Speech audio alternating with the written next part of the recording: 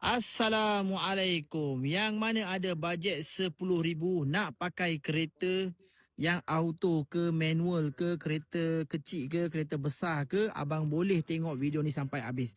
Bukan kereta saja, MPV pun ada bawah 10K.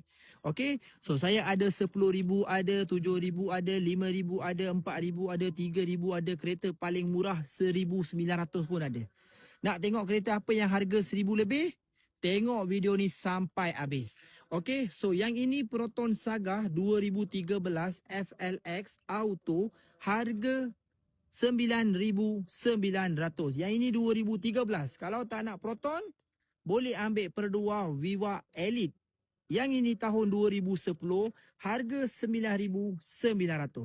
Kalau rasa tahun ni 2010 agak lama, nak tahun baru ambil yang ini.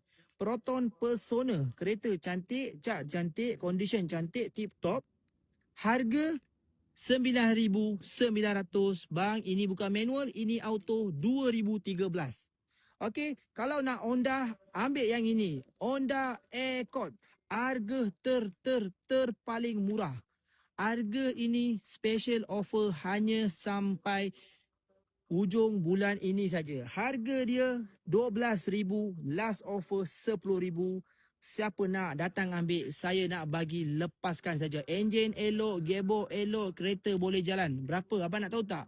Harga RM7,000 sahaja. Untuk nak dapatkan harga ni, abang kena save video ni, datang kedai kena tunjuk. Okey, yang ini 2.4 liter. Kalau yang gold ni, harga 10,000. Ini kereta comel. Ada sport rim, dalaman interior semua cantik. Kalau abang rasa Honda ni besar sangat, gemuk sangat, lebar sangat, abang tak nak, jangan beli, abang beli Proton Saga. Ini Proton Saga WRR.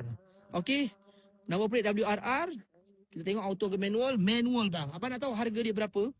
Harga kereta ni saya nak jual RM RM5,000 sahaja. RM5,000 abang dah boleh beli. Kalau abang nak auto, ambil model baru Saga FLX. Yang ini harga 9,900.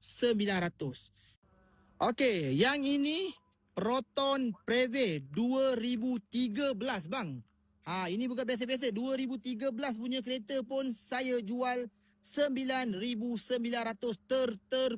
Paling murah bang. Okey, ni baru masuk sebiji. Viva Elite. Kereta condition, enjin elok, gearbox elok. Tapi cat dia memang boleh lah bang.